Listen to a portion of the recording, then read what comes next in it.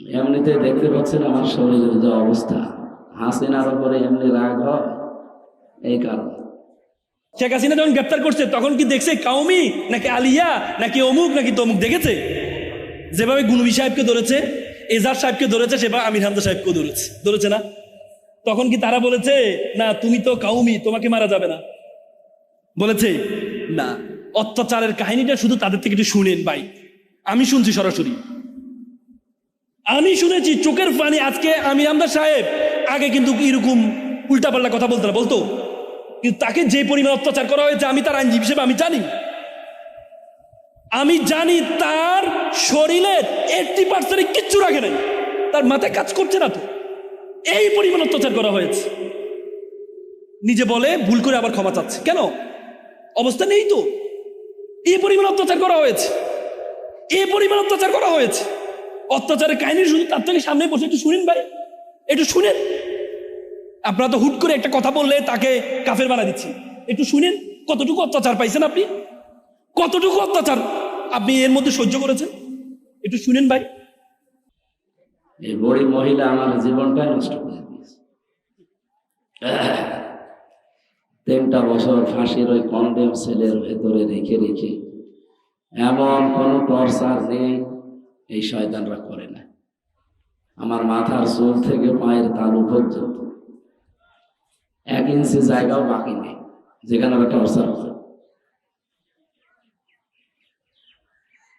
আর পেছনের যে অবস্থা, এটা তো ম্যাডাম ছাড়া কাউকে দেখানো যায় না, এমন অবস্থা করে দিয়েছে।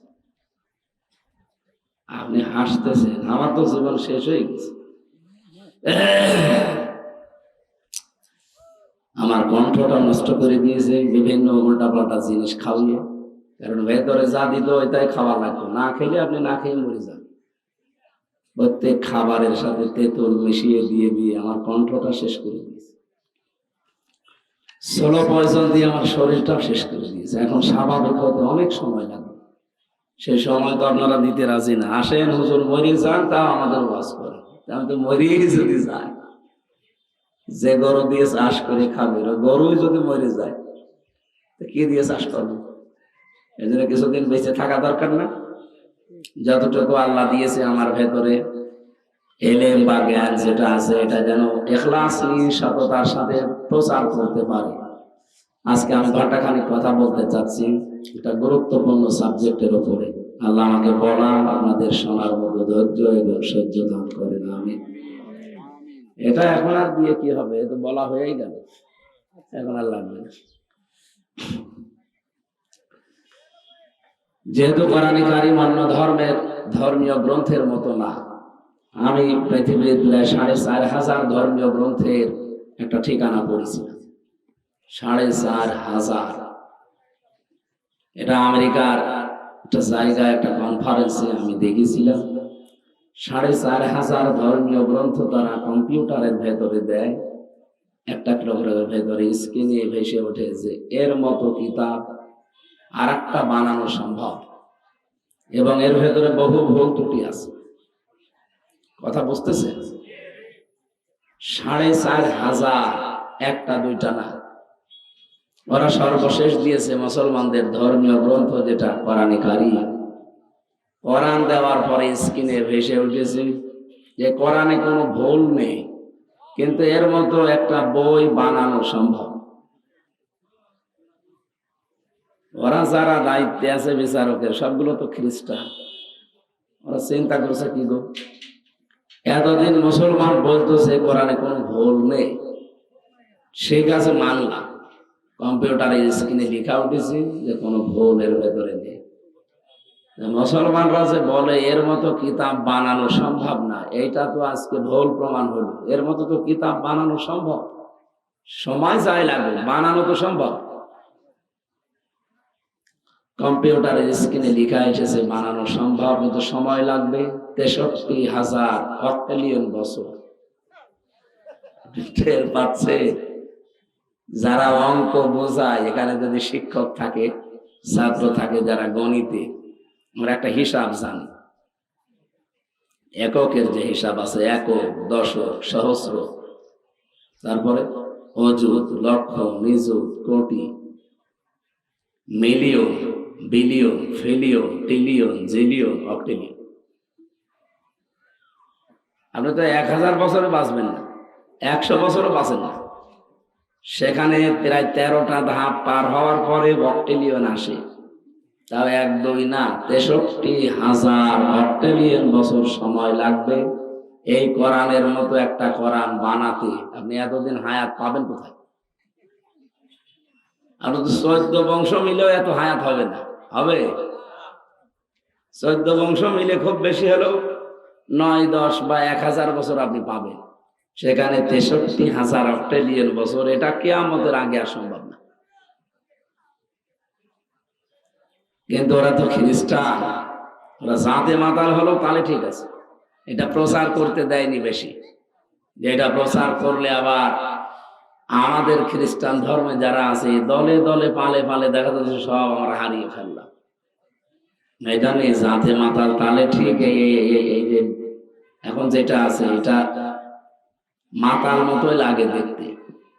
ট্রাম্প কি জানো না, ডোনাল্ড ট্রাম্প, এ দেখতে মাতালের মতো লাগে না? মাতাল হলে কি হবে? তাহলে কিন্তু ঠিক আছে, ও কথাবার্তারা যায় বলো, ও কাজ কিন্তু ঠিক করে যাচ্ছে ভেতরে ভেতরে। এই জন্য আমরা যেহেতু কোরআন এমন শুনতে আসলাম যেটা কিয়ামত পর্যন্ত বানানো সম্ভব না, এটা প্রমাণিত সত্য। 1,500 বছর পার হয়ে গেছে, কোরআনের মতো না একটা সূরাও কেউ আজও বানাতে পারে না। কিছু মানুষ চেষ্টা করেছিল, কিন্তু তার কোনো অর্থ আগামাতা নেই। ইন্না আতাইনাকাল কাউসারে সূরা পরিবর্তন করে একটা সূরা বানিয়েছিল। ওরা বানিয়েছে ইন্না আতাইনাকাল আক ফাসাল্লি লিরাব্বিকা ওয়াসহাক ইন্না শানিয়াকা হুয়াল আবলাক। এ কোনো আগামাতা আছে? এই তো পড়তে গেলে দাঁত মুখ ভেঙে যাওয়ার কথা। আর অর্থ কি? ওরা যে নবীর মাধ্যমে এটা বানিয়েছে, গোলাম আহমদ কাদিয়ানী, এই লোকটা এই সূরা বানাতে গিয়ে এর বাংলা অর্থ জানিয়েছে, হে নবী, আপনি তো নবী দাবি করে, আপনাকে আমি একটা হুকুম পেশা দিয়েছি, সুতরাং হুকুম পেশা পাওয়ার কারণে আপনি একটু আনন্দ করেন আর মাঝে মাঝে আপনি চিৎকার করে উঠবেন। একই অর্থ হয়েছে। আল্লাহ কোরআনে কারিমে কি সুন্দর একটা অর্থ দিয়েছেন, ইন্না আতাইনাকাল কাউসার, অবশ্যই আপনাকে আমি হাউজে কাউসার দান করেছি, ফাসাল্লি লিরাব্বিকা ওয়ানহার। এটা পাওয়ার জন্য আপনি 2টা কাজ করবেন, আপনার রবের জন্য নামাজ আদায় করেন আর কুরবানি স্বীকার করেন। ইন্না শানিয়াকা হুয়াল আবতার। আপনার শত্রুতা যারা করে, আমি আল্লাহ বলছি তারা নির্বংশ, তাদের বংশ বলতে পৃথিবীতে থাকবে না। এটা কি প্রমাণিত না অপ্রমাণিত? প্রমাণিত। ওই জামানায় যারা সবচেয়ে বেশি শত্রুতা করেছে, আল্লাহ তাদেরকে বেশি নির্বংশ করে ছেড়ে দিয়েছে। আবু জাহেল বেশি শত্রুতা করেছিল। আপনি তাকান, তাম পৃথিবীতে যত মানুষ এখন আমরা আছি, কোন মানুষ তার সন্তানের নাম আর আবু জেহেল অন্তত রাখে না। দরকার কুকুর রাখবে, তাও আবু জেহেল রাখে। আমি কুকুরও নাম একজনের শুনেছি, একজনের নাম রেখেছিল কয়হস্য কয়হস্য কু কু। নাম কি? জিয়াউর রহমানের ছোট ছেলের নাম ছিল কোকো। কয়ৌকার কয়ৌকা কি হয়? তাই ঔকার বাদ দিয়ে যদি আপনি হর্ষকার দেন তাহলে কি হবে? কু কু। একটা মুরব্বী মানুষকে ওনার নাম ধরে ডাকতে দেন, যাদের দাঁত নেই, কি বলে ডাকবে? হ্যাঁ কুকুর। আমি কি বেশি বলছি? আবু জেহেলের নামে আজ পর্যন্ত আমি এই 1,500 বছর চলছে ওর পুরা জীবনী আমি পড়েছি, কিন্তু আজ পর্যন্ত আমি শুনিনি যে কেউ বলে যে কুকুরটা আমি অন্তত আবু জেহেলের নামে রাখলাম। রাখে? নির্বংশ করে ছেড়ে দিয়েছে। এই জন্য যেটা শুনতে এসেছেন এটা এত অথেন্টিক, কিয়ামত পর্যন্ত এর ভেতরে ভুল প্রমাণ করার এই পৃথিবীতে কেউ নেই, এখনো নেই, কিয়ামত পর্যন্ত আসবে না ইনশাআল্লাহ। সেই কোরআন থেকে সরাসরি আমরা তাফসীরুল কোরআন মাহফিল লিখেছেন আপনারা। তাফসীর মাহফিল তো নাকি? হ্যাঁ, তাফসীর আকারে কিছু কথা বলতে চাচ্ছি। হ্যাঁ, রাসূলের উপর আগে একটু দরুদ পড়ি, যেহেতু আমরা একবার পড়েছি সাল্লাল্লাহু আলাইহি ওয়াসাল্লাম। কারণ এই অনুষ্ঠান যত ছোট হোক আর বড় হোক, এটা যদি দরবারে এলাহিতে কবুল হতে হয় তাহলে আপনাকে দরুদ পড়া লাগবে। দরুদ না পড়লে এটা আকাশে ঝুলে থাকবে, আরশে যাবে না। কি বুঝলেন এখান থেকে? তাহলে দরুদের গুরুত্ব কত বেশি। আমরা অনেকে বলছি দরুদ তো পড়লাম, আরে ভাই এটা তো কিন্তু পড়ার বিষয় না। দরুদে যা পড়বে ওইটা যেন আপনার প্র্যাকটিক্যাল লাইফে, বাস্তব জীবনে থাকে। এটাকে আমি বাংলায় বলবো নাকি আরবিতে যা বলেছি ওইটা শেষ? বাংলায় বলা যায় না একটু? আপনি বলছিলেন আল্লাহুম্মা, হে আল্লাহ, সাল্লি আলা। সাল্লুন শব্দের শাব্দিক অর্থ রহমত নাজিল করা, দয়া করা, দরুদ পড়া, নামাজ আদায় করা, চারটি অর্থ হয়। যেহেতু আমি আল্লাহর কাছে কিছু কামনা করছি রাসূলুল্লাহর জন্য, সেহেতু এখানে হবে রহমত নাজিল করা। এদিকে তাকান। আপনি বললেন হে আল্লাহ তুমি রহমত নাজিল করো। আল্লাহ জানো অলিখিত ভাবে একটা প্রশ্ন করছে আমাদের, যে কার উপরে বলছে না? আপনারা কি শুনতেছেন? আল্লাহ যে বললেন, আপনি নিজেই বললেন, আমরা সবাই মিলে আল্লাহ তুমি রহমত নাজিল করো। আল্লাহ সহসায় কিন্তু বলতে পারেন যে কার উপরে। পৃথিবীতে তো বহু মানুষ আছে যে একজনের নাম বলবা না। আপনি আমি আমার বাবার নাম বলি নাই, আমার নেতার নাম বলি নাই, আমার দাদার নামও বলি নাই, বলেছি আলা মুহাম্মদ। কার উপরে? মুহাম্মদ। এখানে কি পৃথিবীর অন্য কারো নাম আমরা বলি? এই জোরে বলেন বলি। যেহেতু গ্রাম্য মানুষ আপনার, আমি একেবারে গ্রাম্য ভাষায় বলছি। আপনি নিজে থেকে সবাই মিলে আমরা এক বাক্যে স্বীকার করলাম আল্লাহর কাছে, আল্লাহ যার উপরে রহমত নাজিল করার কথা বলছি উনি আর কেউ না, আলা মুহাম্মদ, মুহাম্মদের উপরে। আল্লাহ পাক যেন আরেকটা প্রশ্ন আমাদের কাছে করছেন, এই মুহাম্মদ কে? যার উপরে রহমত নাজিল করব এই মুহাম্মদ কে? আপনি আমি বলি না যে আমার বাবা হয়, আমি আপনি বলি না যে আমার দাদা হয়, আমার বংশের কেউ। বলিস কি বললাম? ওটা থামান।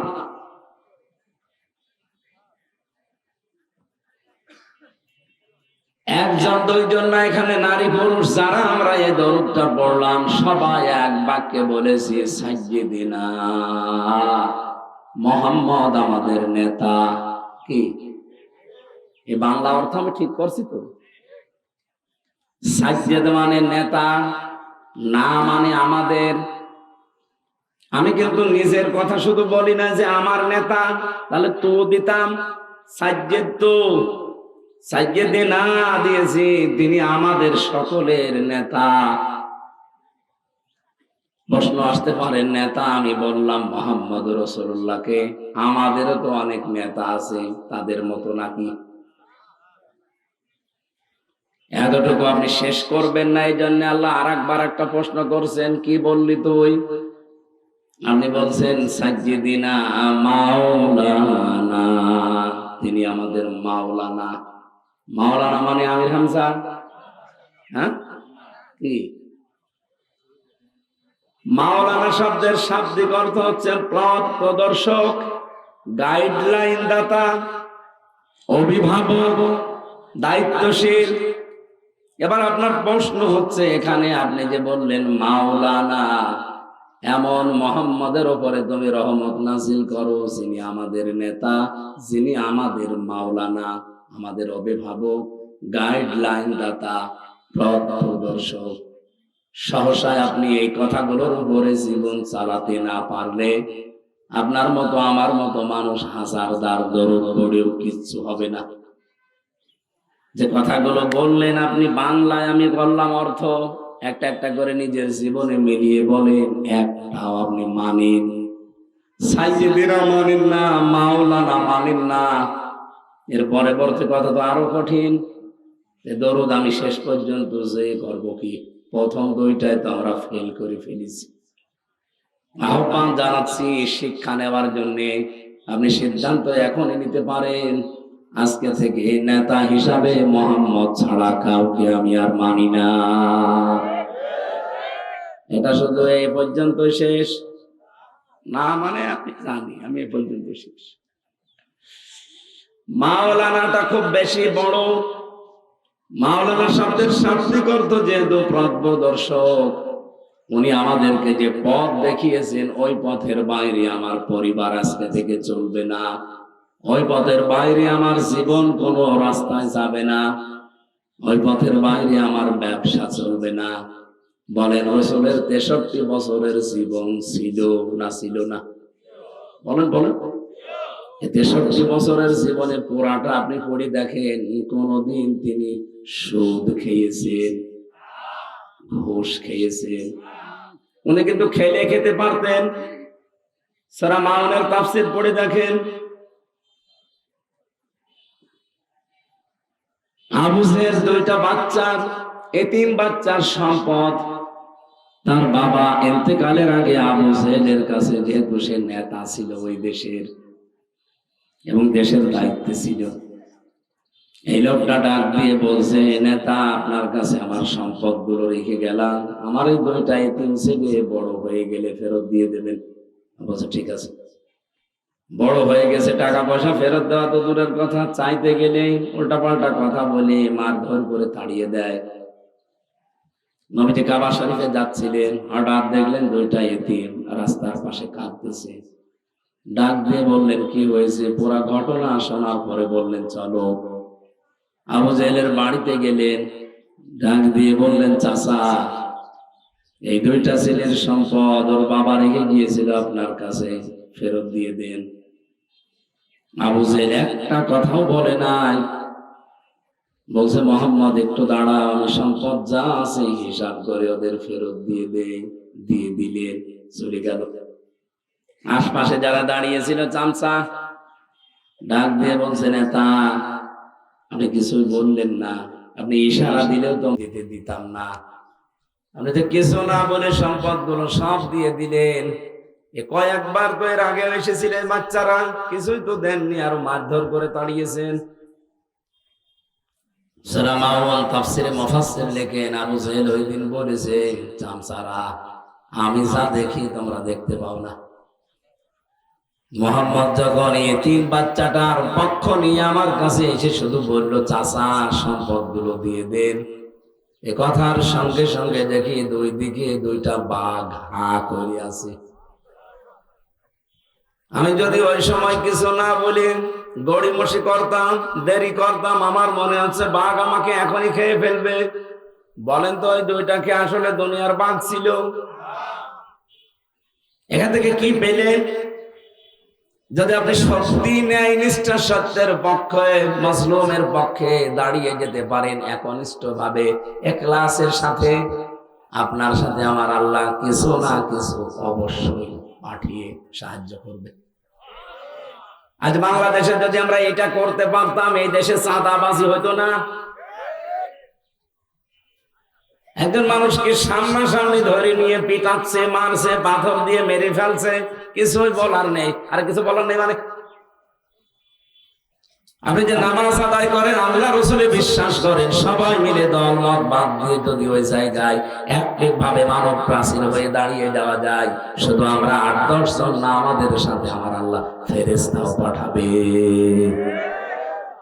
এটা বাংলাদেশে যদি আমরা কায়েম করতে পারতাম, এই 1 বছর 2 মাস চলছে, আমার মনে হয় দেশের বদনাম বাইরের দেশে এত ছড়াতো না। বাইরে যাওয়া যাচ্ছে না। আমি তো বেশিরভাগই বাইরের দেশগুলোতে ঘুরি, যা অবস্থা, কান ঝালা ফালা হয়ে যায় কথা উল্টা পাল্টা শুনতে। অথচ সেই জন্মের পর থেকে সূরা মাউন আমরা পড়ে যাচ্ছি, এখান থেকে এখনো পর্যন্ত কিছুই নিতে পারিনি। নবীজি ছেলে দুইটাকে সম্পদ সহ নিয়ে আসলেন। কিছুদূর আসার পর বললেন তোমাদের বাড়িতে চলে যাও। ইতিহাসের কিতাবে লেখা আছে, ছেলে দুইটা কিছু সম্পদ নিয়ে রাসূলুল্লাহকে বলেছিল, হে আল্লাহর নবী, এগুলো আপনি নিন, কারণ আমরা তো আদায় করতে পারি নাই। আদায় যদি করতে পারতাম এতদিন ঘোরাতো না। আপনি একবারে যখন আমাদের আদায় করে দিলেন, অন্তত এইগুলো রাখেন। বিশ্বনবী জানিয়েছেন, সন্তানেরা, পৃথিবীতে আল্লাহ আমাকে ঘুষ দেওয়ার জন্য পাঠান নাই। আমার মনে হয় এই হাদিস থেকে কয়েকটা বিষয় শিক্ষা নেওয়া যায়। এখানে কয়েকটা লিসন আছে। আমরা যদি এরকম এলাকার কোনো মাতুব্বর মেম্বার, এলাকার কোনো মডলকে ধরতাম যে আমার এটা আদায় করে দেন, ও যদি আদায় করেও দিত, বলতো আমার জন্য কতটুকু। এটা হয়তো বগুড়ায় নেই, অন্য জেলায় আছে। ও বলতো আমার জন্য কি আছে বলো, 10 লাখ টাকা আমি আদায় করে দেব, আমার কিন্তু 2 লাখ ভাগে রাখা লাগবে। তা আপনি যে পথ প্রদর্শক হিসাবে মাওলানা বললেন রাসূলুল্লাহকে, কি মাওলানা মানেন?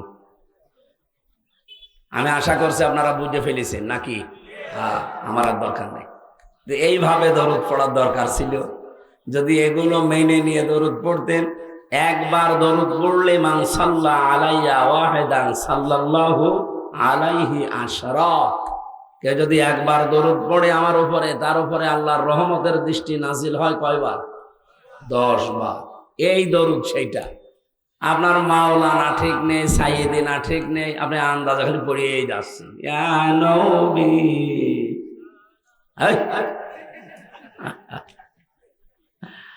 না, আমি আশা করবো আপনারা এটা ঠিক করবেন ইনশাআল্লাহ। আমার আজকের তেলাওয়াত কিন্তু আয়াত আপনারা শুনে বুঝেছেন, একটা পরিচিত আয়াত। অধিকাংশ মানুষ আমরা এটা নামাজে পড়ি, কিন্তু এর ভেতরে যে এত কথা আছে, আপনি দেখেন কি বের হয় না।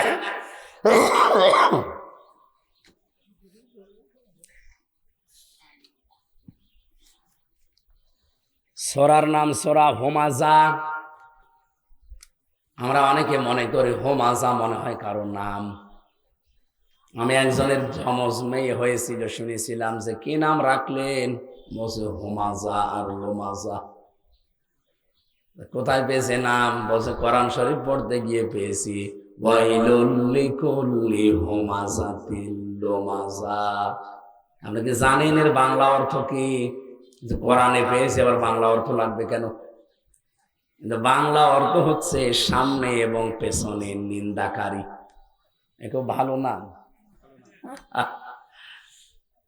এখানে আরবি হলেই নাম রাখা যাবে না, এর অর্থ কি আছে? কারণ এর প্রতিটি শব্দের একটা প্রভাব আছে, ওইটা আপনার জীবনে প্রতিফলিত হবে। আমি নামকরণটা নাই বললাম, যেহেতু হুমাযা শব্দটা এই আয়াতের ভেতরে আছে, সেখান থেকে এই সূরার নাম হয়েছে হুমাযা। বাংলা অর্থ হচ্ছে নিন্দাকারী। মানুষকে যারা ছোট করে সামনে পেছনে, তাদেরকে হুমাযা বলা হয়। আর আমার যতটুকু মাথায় জ্ঞান বুদ্ধি আল্লাহ দিয়েছে, সবচাইতে বেশি মানুষকে ছোট করা হয়েছে এই 15.5 বছর। কিভাবে ছোট করতো মানুষকে ধরে, সামনে হোক পেছনে হোক, কি করে ছোট করা যায়, খাটো করা যায়, যেভাবে হোক অপমান কি করে করা যায়, এই চিন্তায় মনে হচ্ছে একদল মানুষ লেগে আছে, বিশেষ করে আলেমদের বিরুদ্ধে।